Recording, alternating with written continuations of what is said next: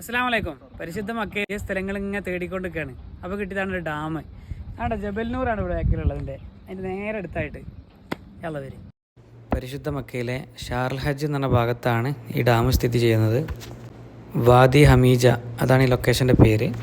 ഇതിലേക്കുള്ള വഴി വരുന്നത് ഷാർൽ ഹജ്ജിലെ കാറിൻ്റെ പുതിയ വർക്ക്ഷോപ്പ് ഏരിയ ഉണ്ട്. ആ വർക്ക്ഷോപ്പ് ഏരിയൻ്റെ ബാക്ക് സൈഡിലുള്ള റോഡിലൂടെയാണ് ഇങ്ങോട്ടുള്ള വഴി വരുന്നത്. നേരെ നോക്കിയായി കാണുന്നതാണ് ജബൽനൂർ മലയാണ് ആ കാണുന്നത്. അതിൻ്റെ സൈഡിലായിട്ടാണ് ഈ ഡാം വരുന്നത്. ഗൂഗിൾ മാപ്പിൽ പോയിട്ട് വാദി ഹമീജ എന്ന് അറബിയിൽ ടൈപ്പ് ചെയ്താൽ ഇതിൻ്റെ ലൊക്കേഷൻ കിട്ടുന്നതാണ്. ഞാൻ വന്നത് ഒരു സെപ്റ്റംബർ മാസത്തിലാണ്. അതുകൊണ്ട് തന്നെ ഇവിടെ അത്യാവശ്യം വെള്ളമുണ്ട്, മഴ പെയ്തുകൊണ്ട്.